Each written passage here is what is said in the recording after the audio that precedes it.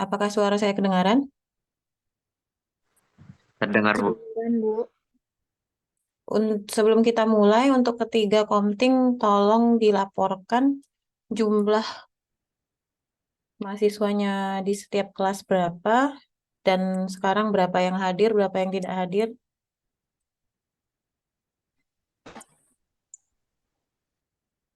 Kalau total semua kelas ada 166 orang, Bu. Sekarang yang hadir Di hanya sini saya 103. lihat ada 136 orang. Apakah udah dari seluruh kelas?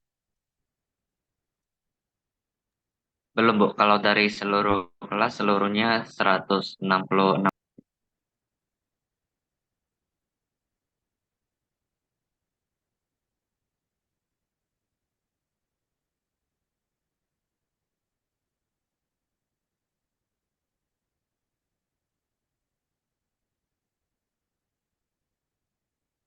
Haikal, Komting 3A, Jonathan 3C, Yudi 3B. Tolong dilaporkan kehadirannya.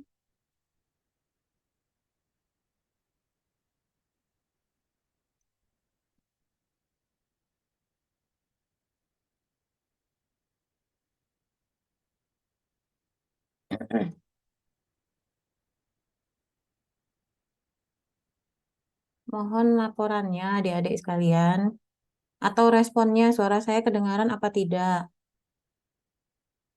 Kedengeran, Bu. Tolong dihidupkan ya videonya masing-masing.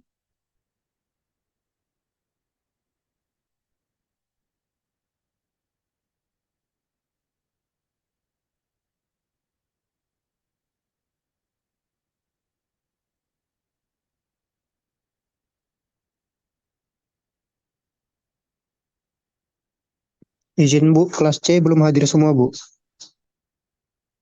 Ada berapa yang hadir? Sebentar saya hitung Bu. Jumlahnya berapa? 48 orang Bu. Berapa? 47? 48 Bu. 48. Yang udah hadir berapa?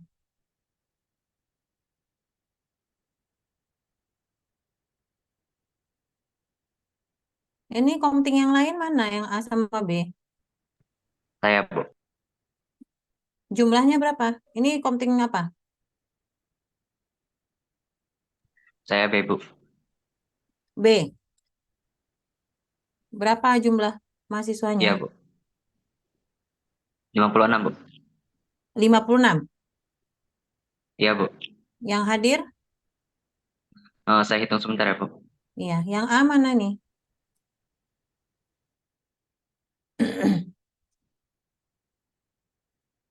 Komting A udah masuk sini. Ini udah 846 ya, perjanjian kita 830. Jadi ini saya nggak akan nunggu lagi. Yang tidak hadir sekarang saya anggap absen ya.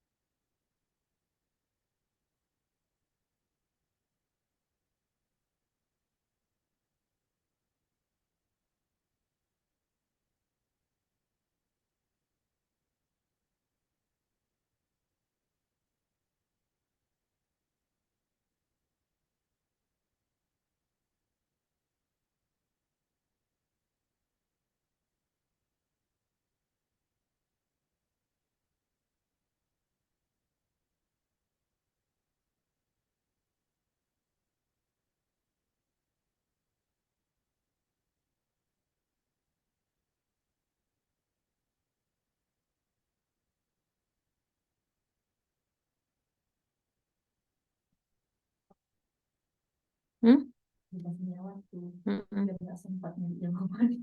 Iyalah, kalau enggak kan gampang ngirinya.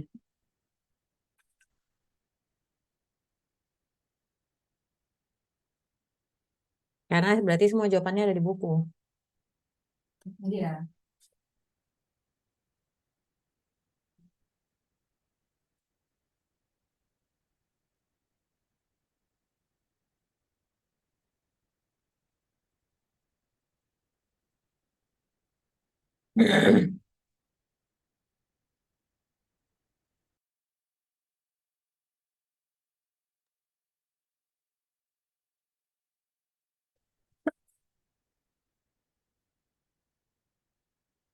Ini masih ada yang tidak menghidupkan videonya, tolong dihidupkan.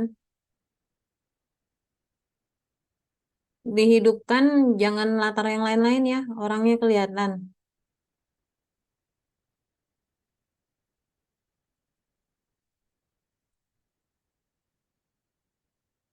Udah bisa daftar hadirnya? Udah, Bu. Enggak, ini komtingnya mana ini?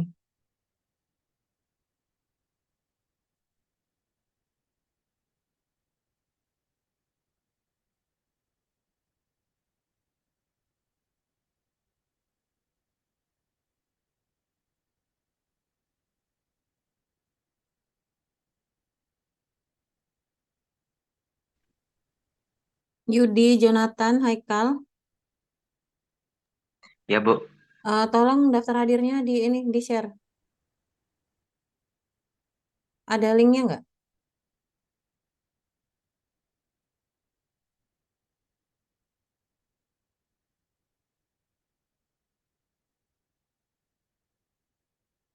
Ada linknya nggak, Dek? Ada, Bu. Tolong di share sekarang.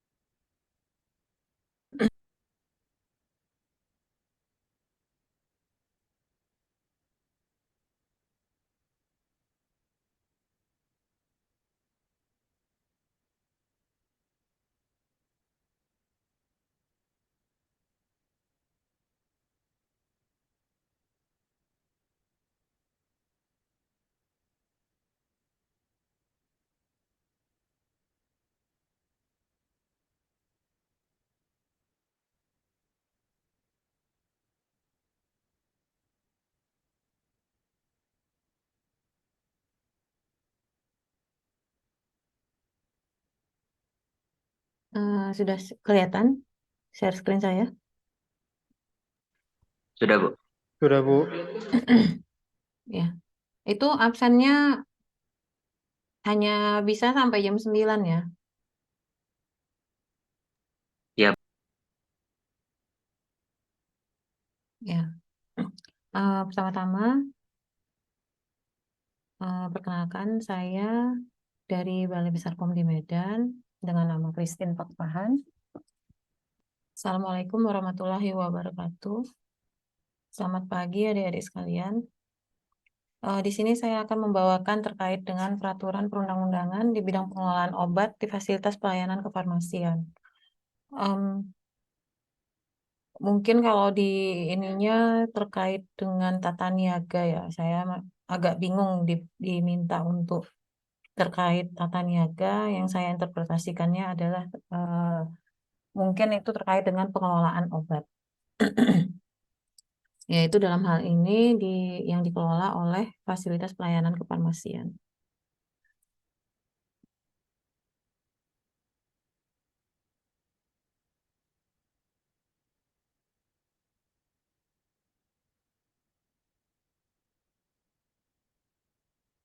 Nih, terkait dengan pengelolaan obat ini kita tahu ada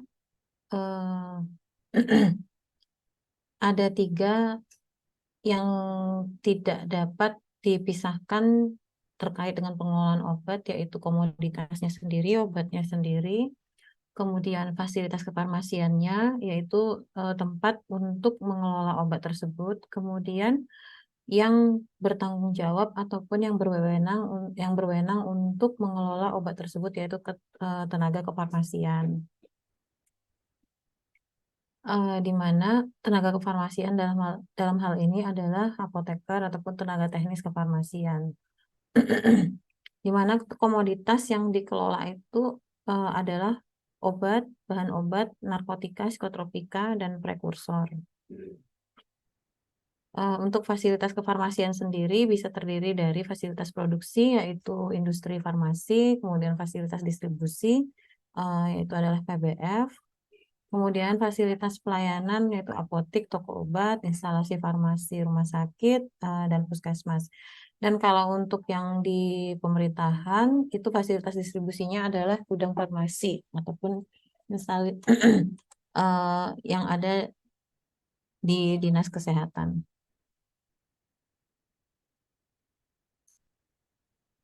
Berikut adalah aturan perundang-undangan yang menaungi terkait dengan pengelolaan obat, di mana yang hierarki paling atas adalah undang-undang, kemudian peraturan pemerintah, dan diikuti oleh peraturan-peraturan dari kementerian terkait dan termasuk peraturan Badan POM. Di mana dalam hal ini peraturan Badan POM itu adalah Peraturan Badan POM nomor 24 tahun 2021 tentang pengawasan pengelolaan obat, bahan obat, narkotika, psikotropika, dan prekursor farmasi di fasilitas pelayanan kefarmasian. Untuk narkotika psikotropika sendiri mungkin udah ada didapat dari pengajar sebelumnya, yaitu Bu Eka. Mungkin di situ ada detailnya. Di sini adalah secara pengelolaan secara khususnya lagi di fasilitas pelayanan kefarmasian. Di sini dasar hukum pengawas, yaitu Undang-Undang Nomor 36 Tahun 2009. Ini udah diganti ya. Sekarang undang-undangnya tentang kesehatan itu sudah berubah menjadi Undang-Undang Nomor 17 Tahun 2023. Jadi mungkin ini saya skip aja. Nah, untuk yang PP nomor nanti bisa dibaca sendiri ya, undang-undang yang terbaru. Terkait dengan PP nomor 72 tahun 1998 tentang pengamanan sediaan farmasi pasal 85, di mana tenaga pengawas mempunyai fungsi memasuki tempat yang diduga digunakan sebagai kegiatan produksi, distribusi, penyimpanan, pengangkutan, dan perdagangan sediaan farmasi dan alkes, membuka dan meneliti kemasan sediaan farmasi dan alkes, memeriksa dokumen atau catatan lainnya, memerintahkan untuk memperhatikan izin usaha atau dokumen lainnya. Untuk PMK nomor 72 dan 73 tahun 2016 pasal 9 dan PMK nomor 74 tahun 2016 pasal 8, pembinaan dan pengawasan terhadap pelaksanaan peraturan menteri ini dilakukan oleh Menteri, Kepala Dinas Kesehatan Provinsi, dan Kepala Dinas Kesehatan Kabupaten Kota sesuai dengan tugas dan fungsi masing-masing. Juga ini ada PMK nomor 9 tentang apotik tahun 2016 pasal 28. Pengawasan terhadap pelaksanaan peraturan menteri ini dilakukan oleh Menteri, Kepala Dinas Kesehatan Provinsi, dan Kepala Dinas Kesehatan Kabupaten Kota sesuai dengan tugas dan fungsi masing-masing.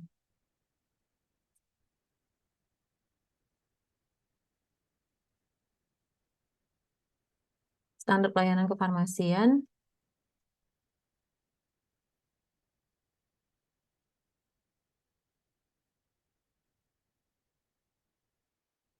Standar pelayanan kefarmasian adalah tolak ukur yang digunakan sebagai pedoman bagi tenaga kefarmasian dalam penyelenggaraan pelayanan kefarmasian. Pelayanan kefarmasian adalah suatu pelayanan langsung dan bertanggung jawab pada pasien yang berkaitan dengan sediaan farmasi dengan maksud mencapai hasil yang pasti untuk meningkatkan mutu kehidupan pasien. Di mana tujuan standar pelayanan kefarmasian ini adalah meningkatkan mutu pelayanan kefarmasian, menjamin kepastian hukum bagi tenaga kefarmasian, dan melindungi pasien dan masyarakat dari penggunaan obat yang tidak rasional.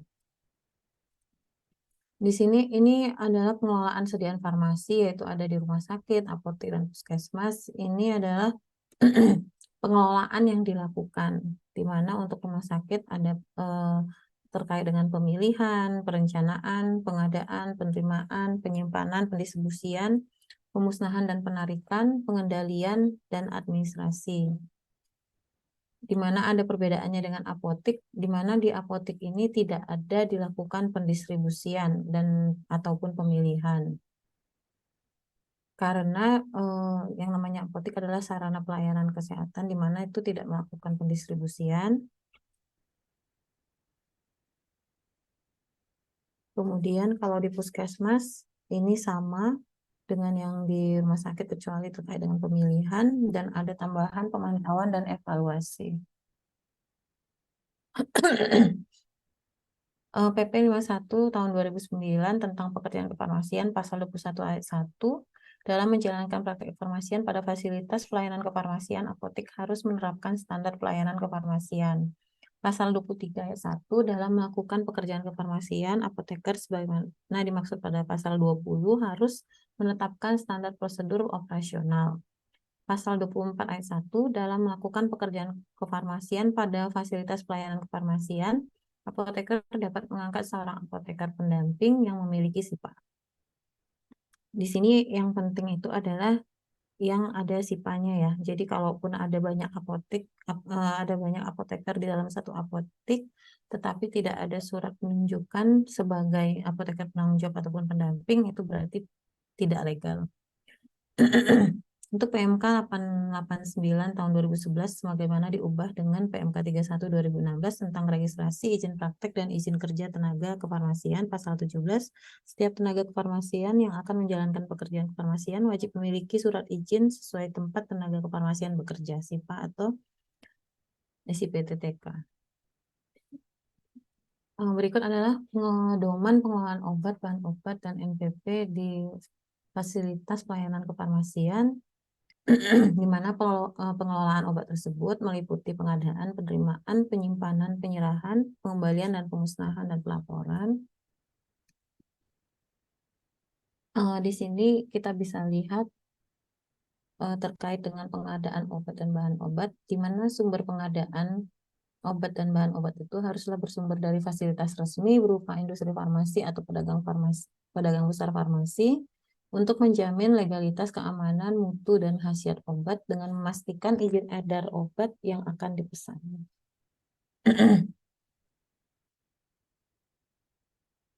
Jadi di sini bisa kita lihat di mana kalau kita melakukan pemesanan dari PBF, kita harus memastikan bahwa PBF tersebut telah memiliki sertifikat CDOB yang sesuai dengan obat yang didistribusikannya. Pengadaan bahan obat hanya dapat dilakukan oleh apotek, instalasi rumah sakit, dan puskesmas. khusus untuk keperluan meracik kecuali untuk produksi dalam jumlah terbatas dan untuk kebutuhan sendiri. Kalau untuk puskesmas sendiri dan instalasi farmasi RSUD atau klinik daerah, itu sumber obatnya itu adalah bisa dari instalasi farmasi pemerintah daerah ataupun instalasi farmasi pemerintah pusat.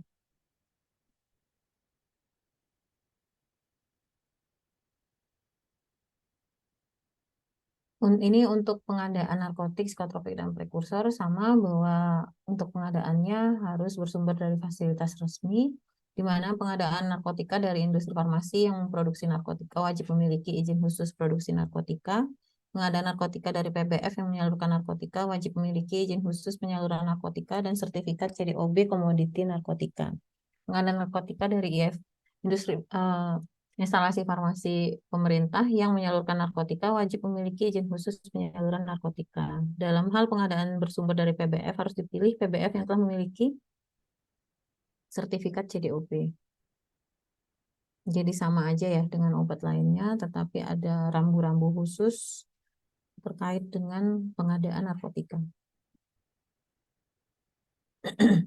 Di sini tadi sudah disebutkan bahwa untuk pengadaan obat itu harus menggunakan surat pesanan, di mana surat pesanan itu harus mencantumkan nama sarana sesuai dengan izin dan alamat lengkapnya termasuk nomor telepon atau faksimilnya bila ada dan stempel sarana. Nama fasilitas pemasok beserta alamat lengkap, nama, bentuk, dan kekuatan sediaan, jumlah dalam bentuk angka dan huruf, dan isi kemasan penyaluran terkecil atau tidak dalam bentuk eceran dari obat atau bahan obat yang dipesan. Nomor urut surat pesanan, nama kota, dan tanggal dengan penulisan yang jelas. Jadi untuk setiap surat pesanan itu harus jelas yang memesan siapa dan kemana mesannya. Jangan sampai nanti ada salah pengiriman obat. Surat pesanan yang menggunakan sistem elektronik itu harus bisa menjamin otoritas penggunaan sistem hanya oleh apoteker atau TTK penanggung jawab. Harus bisa menjamin ketertelusuran produk minimal 5 tahun. Harus dapat ditunjukkan dan dipertanggungjawabkan kebenarannya pada saat pemeriksaan. Harus ada tersedia backup data. Harus mudah dalam evaluasi dan penarikan data setiap dibutuhkan. Ada mekanisme pemberitahuan secara elektronik dari pihak pemasok bahwa pesanan tersebut telah diterima. Pengadaan NPP, narkotik, psikotropik, dan prekursor harus dilengkapi surat pesanan manual asli 7 hari setelah dikonfirmasi dari pihak pemasok. Jadi walaupun dia secara elektronik, aslinya tetap harus ada. Kalau untuk pengadaan yang secara manual, itu harus asli dan dibuat sekurang-kurangnya rangkap 2 kopian. Harus dibuat rangkap 2, maksudnya bukan kopian ya. Serta tidak dibenarkan dalam bentuk faksimile ataupun fotokopi. Ditandatangani oleh apoteker atau TTK penanggung jawab, nama jelas, dan nomor SIPA atau SIP TTK.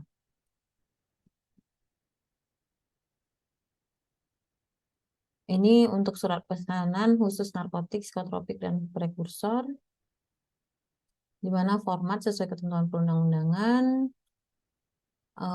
asli, tidak minimal rangkap 3, tidak diperkenankan di fotokopi atau faksimile ataupun email, ditandatangani apoteker penanggung jawab, nama jelas, dan nomor izin, nama, alamat, nomor telepon, stempel, cap sarana, nama, alamat, telepon, industri farmasi atau PBF masuk, nama, bentuk, kekuatan sediaan, isi kemasan, jumlah dalam bentuk angka dan huruf, nomor urut dan tanggal surat pesanan. Surat pesanan harus terpisah dari obat lain. Surat pesanan narkotika hanya berlaku untuk satu item jenis narkotika. Jadi untuk satu surat pesanan itu tidak diperbolehkan ada banyak jenis narkotika yang dipesan. Untuk satu surat pesanan cukup 1.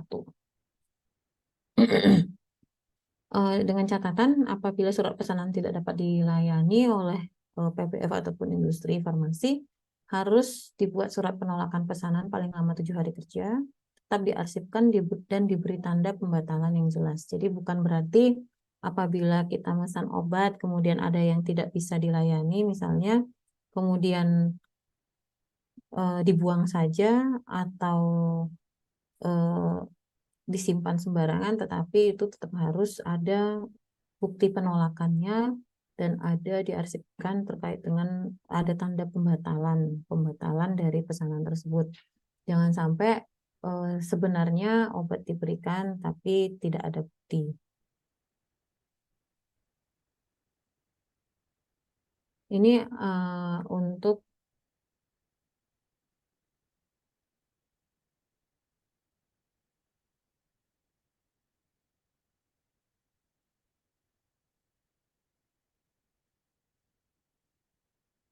pengadaan melalui e-purchasing ataupun pengadaan barang jasa pemerintah. Apoteker penanggung jawab menyampaikan daftar kebutuhan obat atau bahan obat kepada pelaksana sistem pengadaan barang atau jasa pemerintah.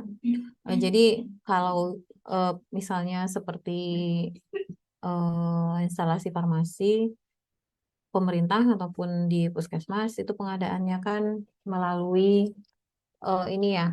Jadi kebanyakan itu tidak melibatkan apoteker dalam sistem pengadaannya, di mana yang melakukan pengadaan itu kan adalah pejabat yang tunjuk ya, yaitu PPK ataupun pejabat pengadaannya, di mana itu kan tidak ada ketentuannya bahwa itu harus ada bahwa adalah apoteker gitu. Jadi apabila kita mau mengadakan, tetap yang namanya apoteker itu harus tetap terlibat, yaitu di mana minimal kebutuhannya itu disampaikan oleh apoteker penanggung jawabnya, yang kemudian nanti akan dipesan oleh pejabat pengadaannya tadi, karena ini tapi ini hanya terkait untuk pengadaan barang jasa oleh pemerintah. Kalau untuk yang seperti apotik ataupun sarana pelayanan kefarmasian lainnya itu tidak bisa, tetap harus apoteker penanggung jawab yang melakukan pemesanan.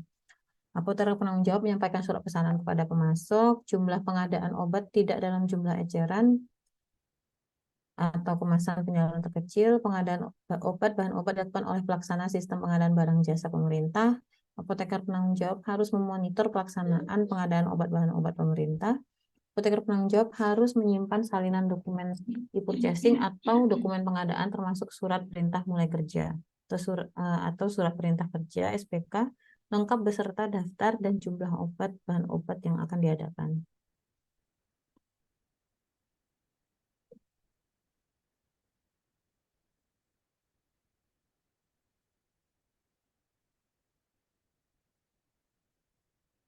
Pengelolaan pengarsipan dokumen pengadaan surat pesanan yang tidak dapat digunakan karena suatu hal harus diberi tanda pembatalan yang jelas dan diarsipkan bersama dengan surat pesanan lainnya. Surat pesanan tidak bisa dilayani baik atau sebagian atau seluruhnya, harus meminta surat penolakan pesanan dari pemasok. Surat pesanan harus disimpan sekurang-kurangnya selama 5 tahun berdasarkan tanggal dan nomor urut surat pesanan atau LPLPO. Ini LPLPO ini kalau di puskesmas. Arsip surat pesanan narkotika, psikotropika, dan prekursor farmasi harus dipisahkan dengan arsip surat pesanan untuk produk lainnya. Faktur pembelian diarsipkan bersatu dengan surat pesanan. Surat penolakan pesanan dari pemasok harus diarsipkan menjadi satu dengan arsip surat pesanan. Seluruh arsip harus mampu telusur dan dapat ditunjukkan pada saat diperlukan. Jadi nggak ada ceritanya arsipnya itu apakah hilang atau seperti apa. Tetap harus dapat ditunjukkan. Jadi di sini di indikatornya itu belum tergambar targetnya itu presentasinya berapa, terus handphonenya itu kapan. Untuk penerimaan harus berdasarkan faktur pembelian SPP atau LPLPO yang sah. Hanya dapat melakukan penerimaan yang ditujukan untuk Fasianfar sesuai dengan surat pesanan atau LPLPO. Jadi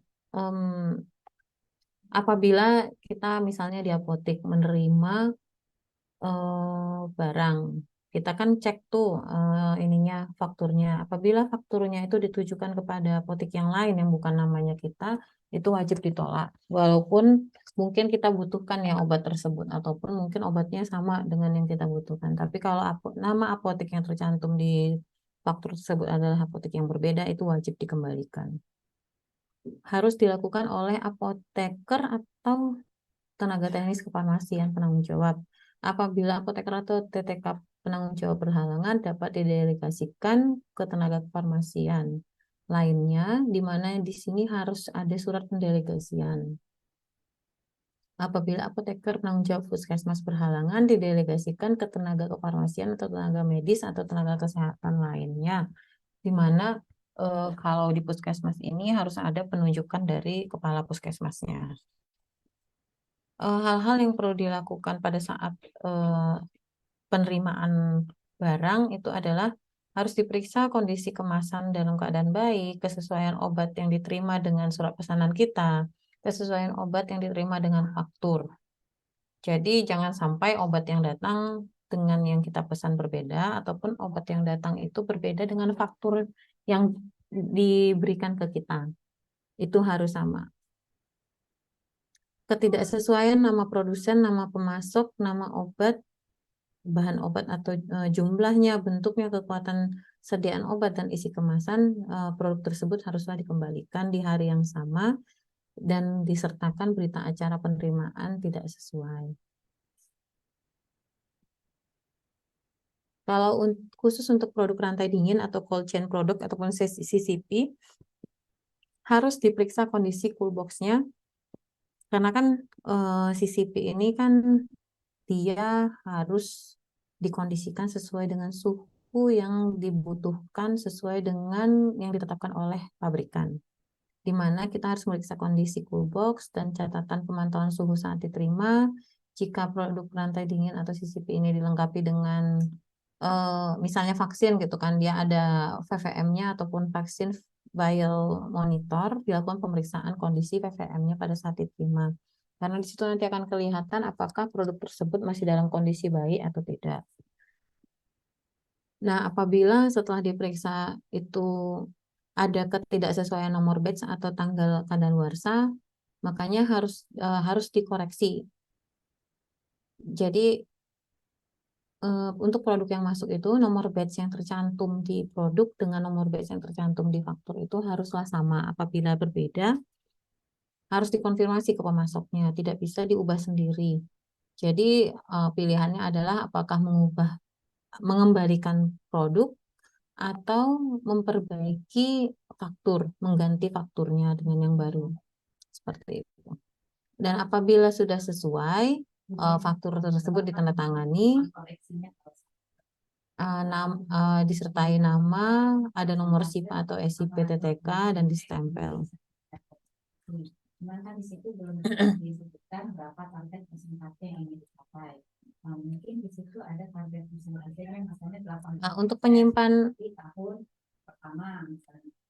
Untuk penyimpanan dalam wadah asli dari produsen. Jadi kita tidak boleh memindah-mindahkan obat tersebut, misalnya dia di dalam blister ataupun di dalam strip, itu harus tetap di dalam produk aslinya, di mana identitasnya itu tidak bisa hilang, tidak boleh dihilangkan. Nah, apabila diperlukan pemindahan dari wadah asli untuk pelayanan resep dan disimpan dalam wadah baru, itu haruslah mendapat menjamin keamanan, mutu, dan ketertelusuran obat dengan dilengkapi dengan identitas obat, meliputi nama obat dan zat aktifnya, bentuk, kekuatan sediaan, nama produsen, jumlah, nomor batch, dan tanggal kadaluarsa. Jadi apabila kita memindahkan obat ke wadah lainnya itu haruslah disertai dengan identitas obat tersebut. Kondisi penyimpanan harus sesuai dengan tertera pada kemasan ataupun pada label yang sudah ditetapkan oleh pabrikan. Di mana apabila kondisinya, misalnya kondisinya itu penyimpanan harus di suhu 2-8, kita harus menyediakan fasilitas ataupun chiller yang dapat mengakomodir suhu tersebut. Dan kemudian dia harus terpisah dari produk atau bahan lain untuk mencegah kontaminasi. Harus terlindung dari dampak yang tidak diinginkan akibat paparan cahaya matahari, suhu, kelembapan, atau faktor eksternal lain yang dapat mempengaruhi kondisi obat, mencegah tumpahan, kerusakan, kontaminasi, dan campur baur, tidak bersinggungan langsung antara kemasan dengan lantai, walaupun dia masih dalam bentuk kemasan dus gitu, itu tidak diperbolehkan untuk menyimpannya langsung melekat di lantai ataupun di dinding. Memperhatikan bentuk sediaan dan kelas terapi obat serta disusun secara alfabetis. Memperhatikan kemiripan penampilan dan penamaan obat, tidak berdekatan dan penandaan khusus. Ini adalah untuk mencegah jangan sampai ada salah ambil, di mana kita tahu misalnya pada saat pelayanan itu mungkin kondisinya dalam kondisi ramai, sehingga apabila ini tidak dipisahkan ada kemungkinan salah memberikan obat. Kemudian memperhatikan sistem FIFO dan atau sistem FIFO. Kalau FIFO ini berdasarkan first expired, first out, ataupun FIFO ini adalah first in, first out, di mana barang yang belakangan masuk itu yang harus duluan keluar itu adalah barang yang duluan masuk. Tetapi apabila dibandingkan dengan expirednya, barang yang keluar itu haruslah barang yang expirednya itu lebih dekat. Jadi penempatan penyimpanan obat tersebut pada saat penerimaan dan penyimpanannya di gudang ataupun di tempat ruangan obat itu harus disesuaikan, sehingga pada saat pengambilan obat itu tidak salah ambil. Penyimpanan harus dilengkapi dengan kartu stop, baik manual ataupun elektronik. Pencatatan yang dilakukan harus tertib dan akurat dan dilakukan pada saat waktunya diambil obat. Tidak boleh dilakukan rekap. Jadi pada saat obat itu diperlukan, pada saat misalnya resep masuk, obat diambil, disitulah kita harus mencatat obat apa yang diambil, berapa jumlahnya, kemudian nomor batch-nya berapa. Karena apabila kita melakukan rekap itu bisa menimbulkan kesalahan, bisa saja resepnya hilang ataupun lupa atau kelalaian lainnya. Obat yang sudah mendekati kadaluarsa 3-6 bulan sebelum tanggal kadaluarsa diberikan penandaan untuk kehati-hatian. Hentikan penggunaan jika sisa masa kadaluarsa kurang dari masa pemakaian yang dibutuhkan oleh pasien yang untuk menghabiskan obat. Misalnya kadaluarsanya itu, jadi misalnya pemakaian obatnya itu untuk seminggu, resep obat itu untuk seminggu, di mana 3 hari lagi itu obatnya expired. Memang pada saat kita memberikan obat tersebut belum expired, tetapi apabila itu disampaikan ke pasien, dia kan masih akan menggunakannya dalam waktu seminggu, sehingga obat tersebut akan expired di tangan pasien, itu dapat membahayakan. Jadi pada saat diberikan itu harus memenuhi,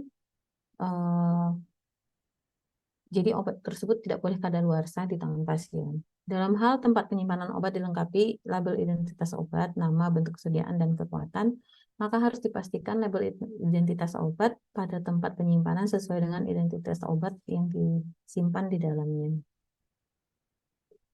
Mutasi obat dari instalasi farmasi rumah sakit ke depo atau unit antara lain rawat inap, rawat jalan, kamar operasi, instalasi gawat darurat harus tercatat pada kartu stok dengan disertai bukti serah terima obat dari instalasi farmasi kepada depo atau unit.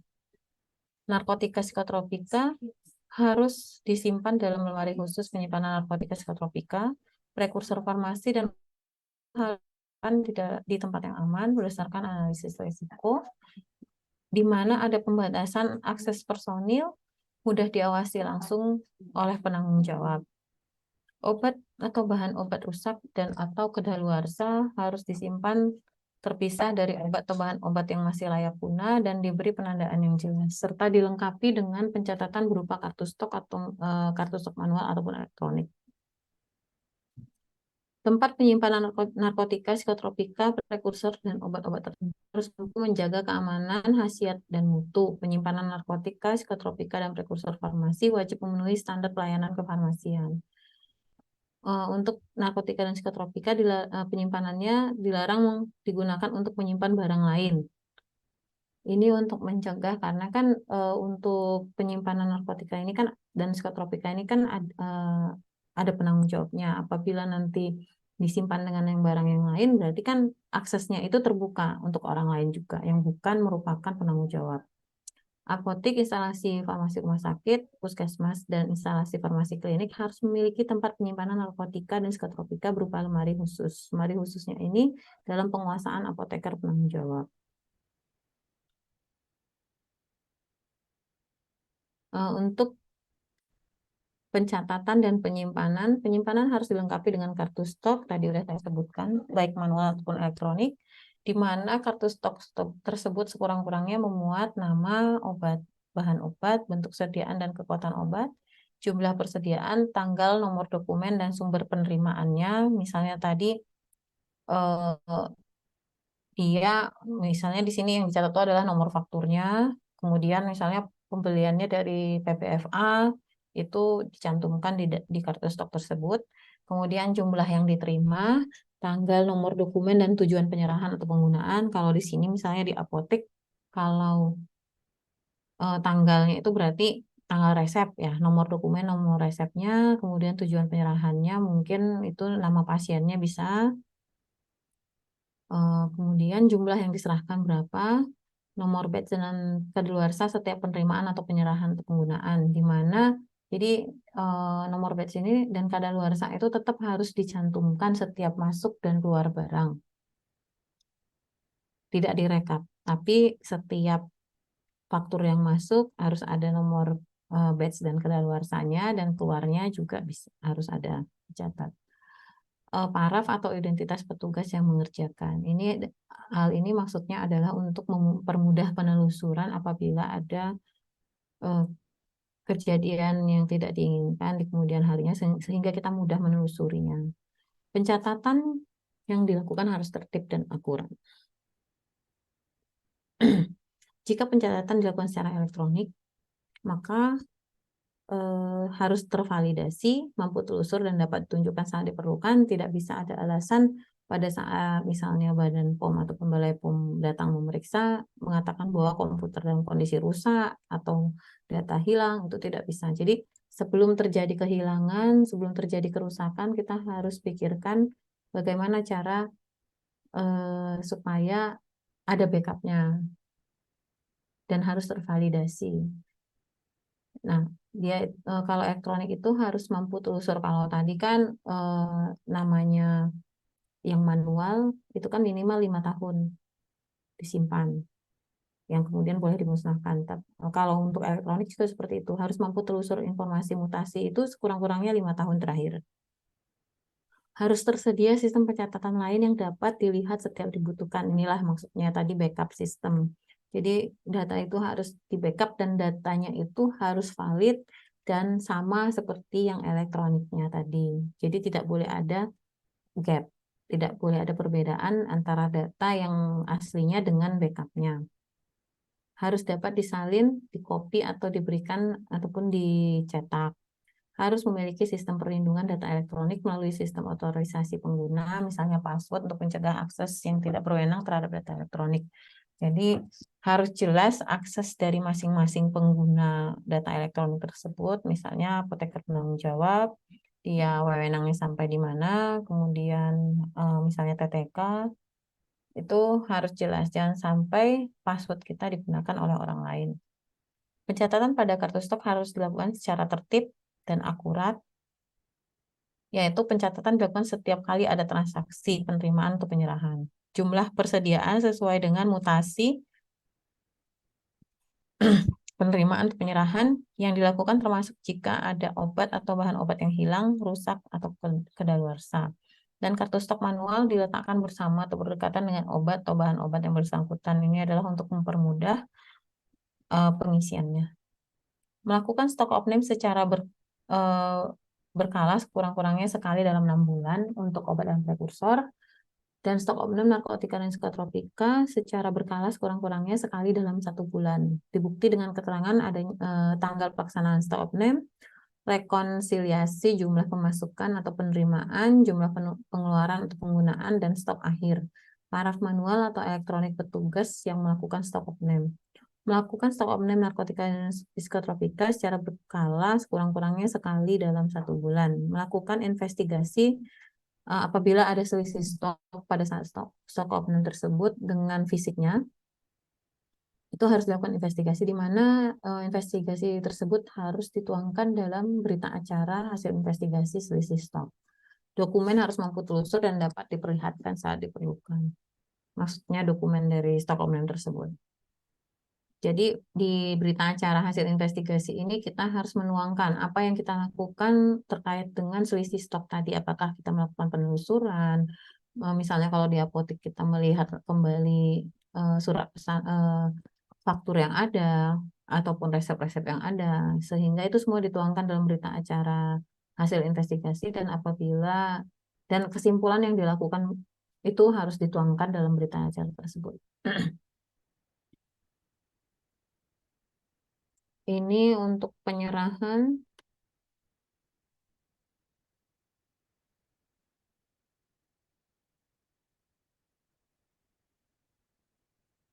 Nah, ini bisa dilihat ya, bahwa untuk penyerahan itu sebenarnya untuk sarana pelayanan kesehatan itu penyerahan itu dilakukan kepada pasien.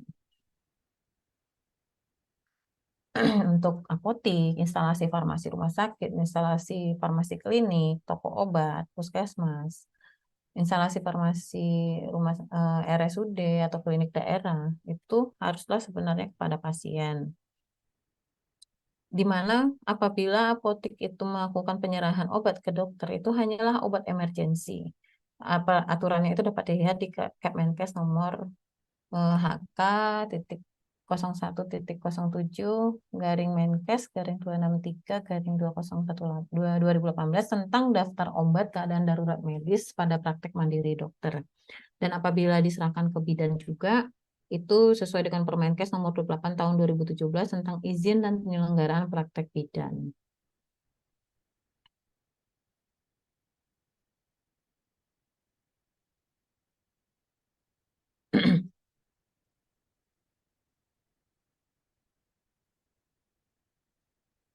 Nah, di sini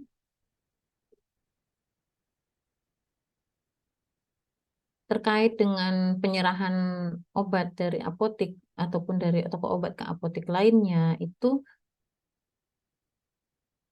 haruslah karena keadaan yang emergensi, misalnya ada kekosongan stok, di distributor kosong, atau surat keterangan kekosongan obat.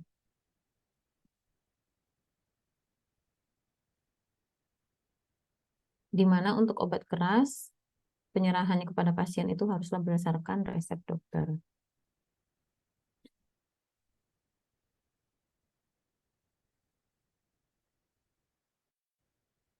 Ini pengelolaan resep narkotika, psikotropika, dan prekursor farmasi. Resep dan atau surat permintaan tertulis narkotika harus disimpan terpisah dari resep dan atau surat permintaan tertulis lainnya.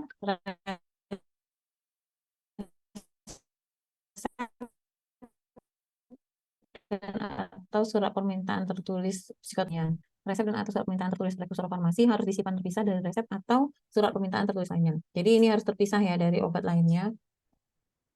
Nah, di sini kita apabila ada resep, kemudian dia ada tertulisnya bersama psikotropika atau prekursor, itu digabungnya ke yang tingkatnya tertinggi yaitu narkotika. Apabila ada dalam satu resep itu ada psikotropika ataupun ada prekursor, disimpannya itu dengan resep psikotropika lainnya.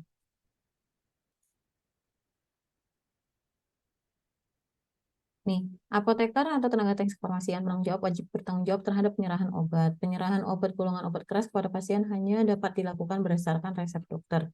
Resep yang diterima dalam rangka penyerahan obat wajib dilakukan screening. Fasilitas pelayanan kefarmasian hanya dapat menyerahkan obat kepada pasien. Selain dapat menyerahkan obat kepada pasien, apotek juga dapat menyerahkan obat kepada apotek lainnya, puskesmas, instalasi farmasi rumah sakit, IFK, dokter, dan praktik bidan mandiri, tetapi dengan catatan itu seperti yang tadi ya, ada aturannya. Penyerahan obat hanya dapat dilakukan dalam bentuk obat jadi, termasuk dalam bentuk racikan obat. Ketentuan resep.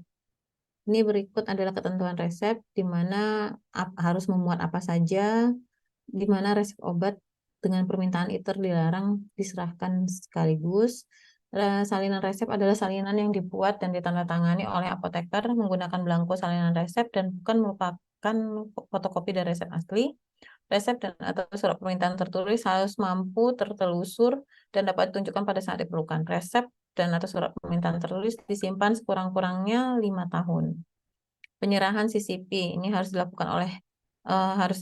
dilakukan kepada dokter penulis resep, tenaga kesehatan yang melakukan tindakan, pengiriman menggunakan wadah kedap dan dilengkapi oleh ice-pack atau cool pack. Harus dilakukan validasi pengiriman produk, tidak boleh bersentuhan langsung dengan ice-pack atau cool pack. Dilakukan pemeriksaan suhu produk rantai dingin sebelum dilakukan pengiriman dan pada saat penerimaan. Ini sama ya, hanya bedanya ini adalah untuk narkotik, psikotropik, dan prekursor.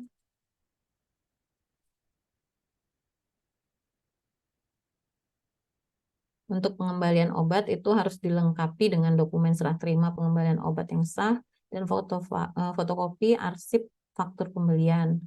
Pengembalian obat juga dapat dilakukan dari depo atau unit antara lain rawat inap, rawat jalan, kamar operasi, instalasi IGD kepada instalasi farmasi rumah sakit dalam hal rusak atau kadaluarsa, pengalihan penggunaan antar depo, atau sisa penggunaan untuk pelayanan. Dalam hal sisa penggunaan pelayanan berupa narkotika berasal dari kamar operasi, pengembalian harus disertai sisa sediaan dan sisa kemasan narkotika terpakai. Setiap pengembalian obat wajib dicatat dalam kartu stok. Seluruh dokumen pengembalian harus terdokumentasi dengan baik dan mampu telusur. Dokumen pengembalian yang memuat narkotika, psikotropika, dan prekursor farmasi harus disimpan terpisah dari dokumen pengembalian obat lainnya. Ini untuk pemusnahan, di mana apoteker atau TTK penanggung jawab wajib memastikan kemasan termasuk label obat yang dimusnahkan telah rusak. Jadi bukan hanya isinya saja yang perlu dimusnahkan, tetapi juga labelnya. Ini untuk menghindari penyalahgunaan. Pemusnahan obat atau bahan obat dilakukan sesuai dengan ketentuan peraturan perundang-undangan. Untuk pelaporan dalam hal ditemukan obat yang diduga substandar atau ilegal termasuk palsu, fasilitas pelayanan kefarmasian harus melaporkan pada Badan POM melalui unit pelaksana teknis terdekat. Pelaporan paling sedikit mencakup informasi sebagai berikut, yaitu informasi obatnya dan kronologi singkat penemuan obat. Bisa dilihat sebagai berikut. Terima kasih. Sekian paparan dari saya. Mungkin berikut apabila ada yang kurang jelas yang mau ditanyakan, dapat ditanyakan.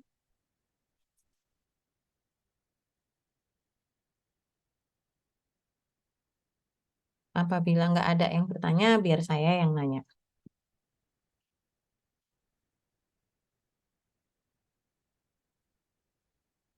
Komting bisa di-sharing ke saya daftar hadirnya. Ditarik aja dari ini.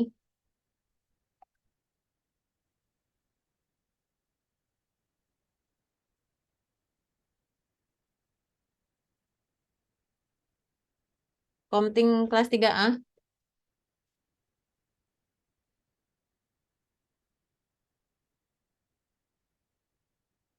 3B, 3C. Ini pada denger atau pada tidur sih?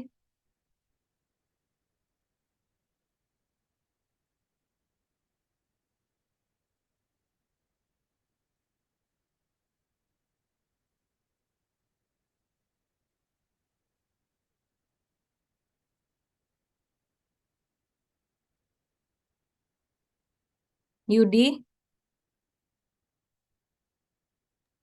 Iya, Bu. daftar hadirnya mana? Sebentar ya, Bu. Iya, tolong ditarik aja. Ya, adik-adik semua, apakah ada yang perlu ditanyakan? Sehubungan besok pagi jadwal ujiannya, apakah ada yang kurang jelas?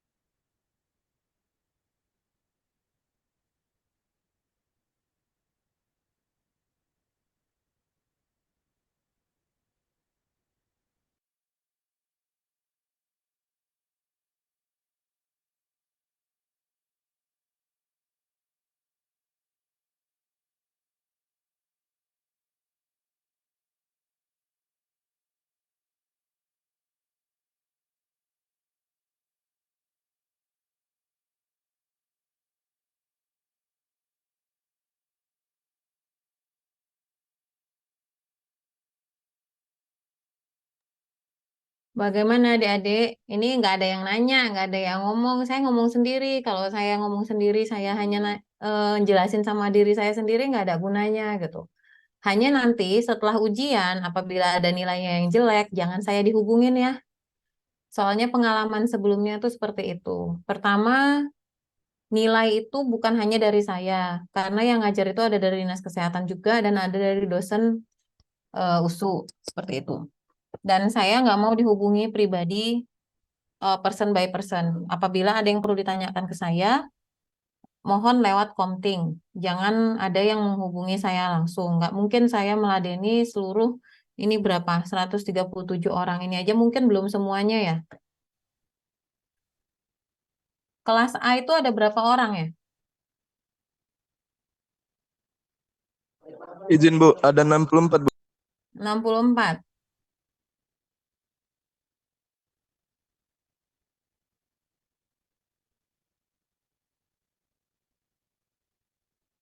Ini yang hadir cuman 137. Ada 30 orang nggak hadir. 29. Ini udah ditanyakan kemana?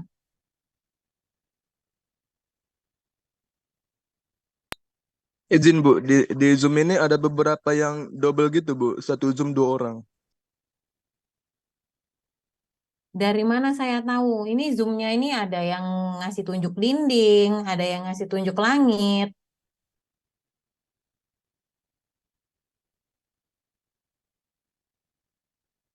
Ada yang nggak pakai video sama sekali. Ini ada yang mau bertanya apa tidak?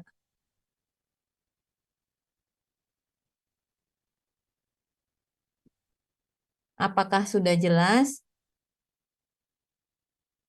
Kurang jelas? Coba saya mau nanya sama Sarifah Balkis Nusat. Nusat, bener ya? Hadir? Sarifah? Hadir, Bu. Hmm. Ada yang mau ditanya nggak, Dek?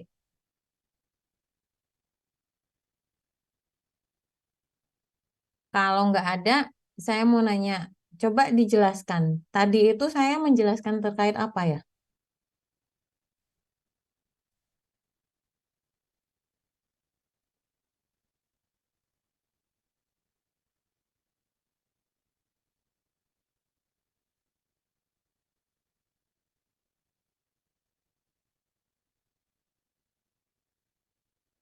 Sarifah?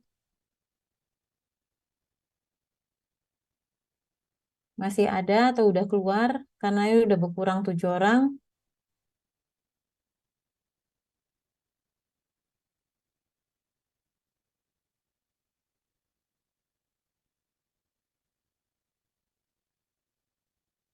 Ayo, open mic-nya Sarifah. Saya nanya. Tadi saya itu menjelaskan terkait apa? Em, yang bisa saya jelaskan tentang pengadaan obat, Bu. Dia bersumber dari fasilitas resmi seperti industri farmasi atau pedagang besar farmasi gitu, Bu. Apakah saya hanya menjelaskan terkait dengan pengadaan obat dari tadi? Enggak, Bu. Jadi secara umumnya itu sebenarnya yang saya jelaskan itu terkait apa?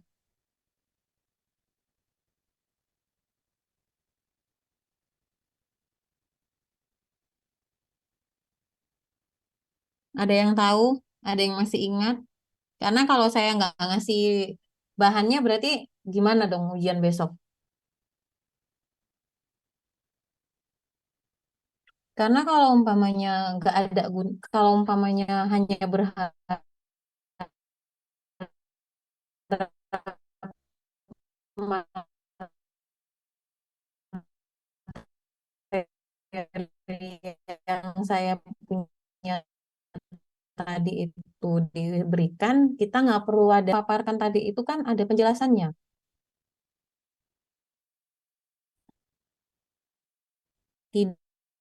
Tidak semuanya itu ada tercakup di dalam semua.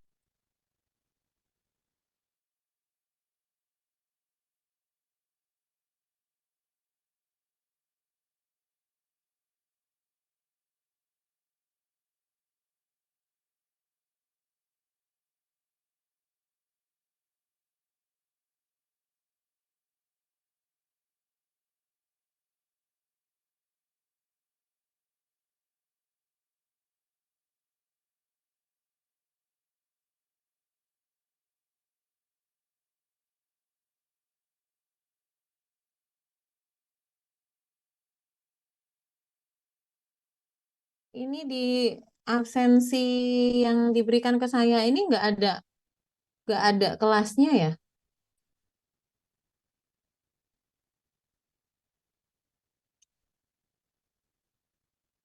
Komtingnya mana nih?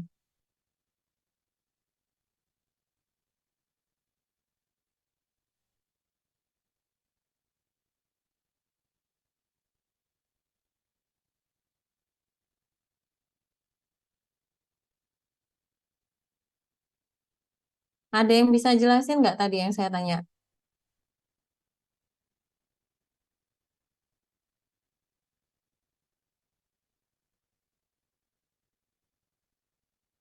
Marcella, mana yang namanya Marcella?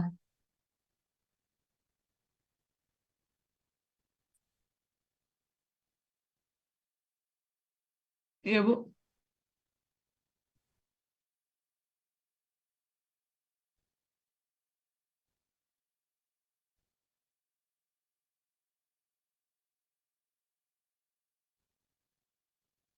Ada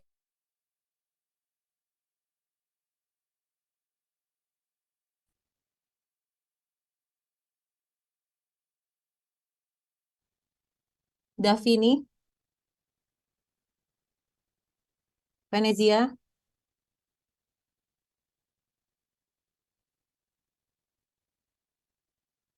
Venezia, Iya, Bu.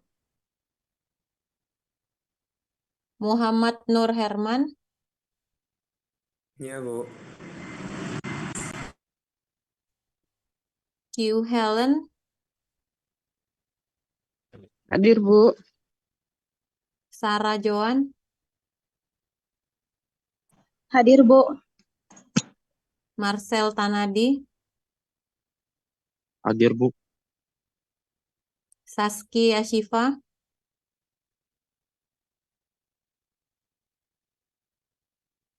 Saski Ashifa,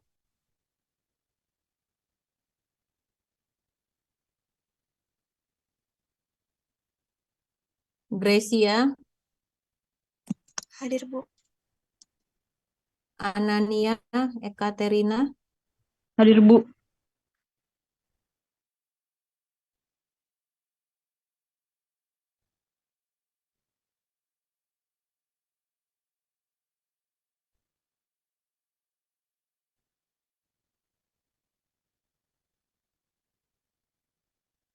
Muhammad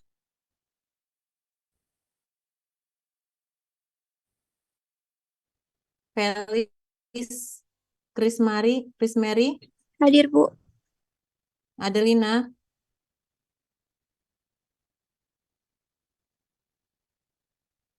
Felis, Hadir, Bu. Ezra, Rantita, Hadir, Bu. Tasya, Justin,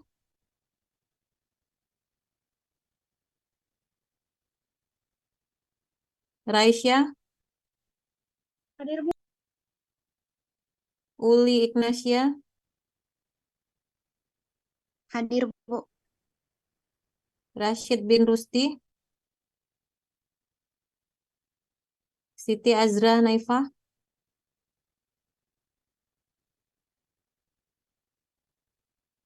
Naila Alfasha, Hadir, Bu. Hadir. Andina Zahara,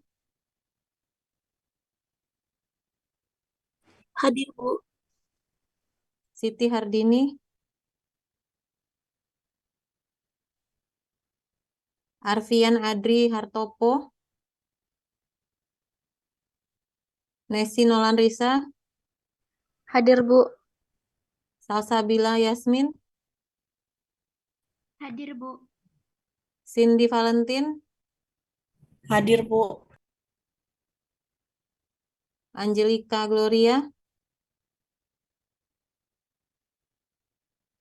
Hadir, Bu. Nadia Nurrahma, Hadir, Bu. Dinda Amalia, Hadir, Bu. Hadir, Bu. Adelia Ramadhani, Hadir, Bu. Cynthia Clairen, Hadir, Bu. Olivia Erlina, Hadir, Bu. Ruth Dernada, Hadir, Bu. Debbie Priscilia,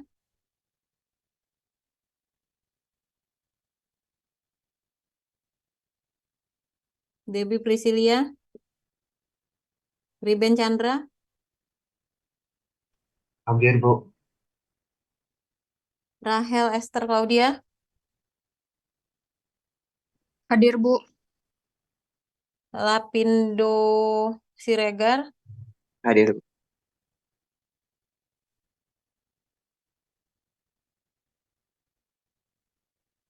Amanda Triastuti, Hadir, Bu. Tasya Agustina, Hadir, Bu. Deana Shiwa, Hadir, Bu. Wahyu Duyananda, Hadir, Bu.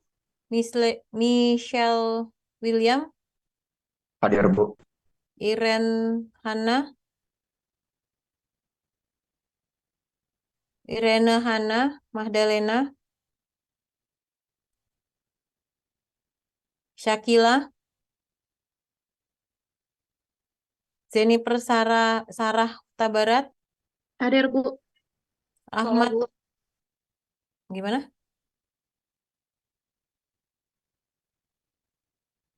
Ahmad Fawaz, Medi Valentina, Hadir, Bu. Clinton Ranto, Hadir, Bu. Anggreni Melinda, Hadir, Bu. Tasya Agustina, Agnes Dwi Agita, Hadir, Bu. Jintriani Atika, Hadir, Bu.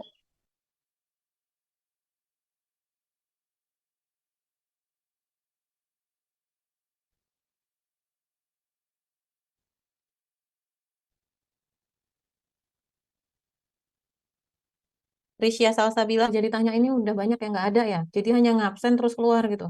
Hadir. Jadi ada berarti nggak ada yang mau ditanya ya. Kalau begitu gimana? Izin, Bu. Tadi Syakila hadir ya, Bu. Iya, udah Makasih, Bu. kasih. Izin, Jadi Bu. ya Tadi atas nama Jesselin udah dipanggil belum ya, Bu? Soalnya tadi saya sempat terkeluar bentar. Jesselyn sepertinya belum. Iya, Bu. Tadi barusan terlempar dan dari tadi saya udah ikutin on cam juga, Bu. Iya, udah Izin. sisanya nggak saya panggil lagi. Izin Bu, tadi kan ada namanya Muhammad Bu. Itu Muhammad siapa Bu? Hmm, Tadi Ibu cuma bilang Muhammad aja tadi Bu. Muhammad kan ada banyak Bu. Enggak, saya nggak hanya bilang Muhammad. Muhammad Jaron ya Bu. Saya hadir Bu. Iya, Muhammad Zahron. Iya, saya hadir Bu. Iya, Makasih ya Bu. kasih. Nama Aurum belum dipanggil, Bu. Belum ada saya panggil. Saya nggak mau manggil semuanya, soalnya ada sebagian juga nggak masuk.